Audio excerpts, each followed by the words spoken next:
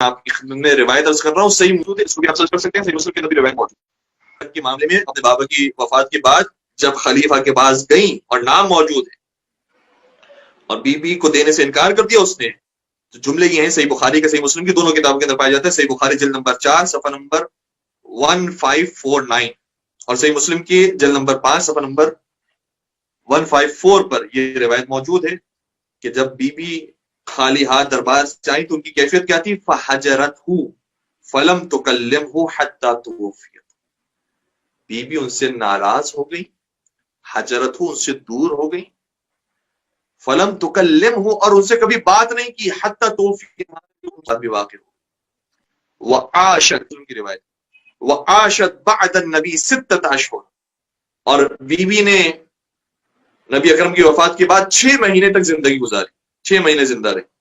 اور اسی 6 مہینے کی روایت کی وجہ سے تو وہ ماہ رمضان میں ہمارے برادران بی بی کے وفات کی تاریخ مناتے ہیں 3 رمضان کو، تو 6 مہینے کے بعد بی بی کی وفات ہوئی ہے، اس تاریخ کو آپ مناتے ہیں، اور جس روایت کی وجہ سے وہ تاریخ مناتے ہیں اس روایت کو آپ بیان کرنے کی ضرورت نہیں رکھتے، کہتے نہیں یہ مشاجرات صحابہ اس کو بیان نہیں کریں گے، اس روایت ہی کا آگے کا جملہ یہ ہے پھر فلما توفیت، اور جب بی بی کی خود وفات ہو گئی تو دفنہا زوجہا علی، تو ان کے شوہر علی مرتضیٰ نے انہیں دفن کیا، لیلاً رات کے وقت، اللہ اکبر، ولم یؤذن بہا ابا بکر، اور اطلاع نہیں دی اور اجازت نہیں دی خلیفہ کو کہ وہ جنازے میں آئے، وصلی علیہا، اور پھر خود علی مرتضیٰ نے ان کے اوپر نماز پڑھی، وکان لعلی من الناس وجہ حیات فاطمہ، اور جب تک بی بی زندہ تھی اس وقت تک علی کی بھی عزت اور آبرو تھی، کیونکہ لوگ علی کا بھی احترام کرتے تھے تو سیدہ کی وجہ سے کرتے تھے، اللہ اکبر، سیدہ کائنات کا مقام اتنا بلند تھا، صحیح بخاری کی روایت آپ کی خدمت کر رہا ہوں، فلما توفیت، لیکن جب بی بی اس دنیا سے چلی گئی تو استنکر علی وجوہ الناس، تو پھر علی کا مقام و مرتبہ لوگوں کی نگاہ میں کم ہو گیا اور لوگوں نے علی کو چھوڑ دیا۔ اب بتائیے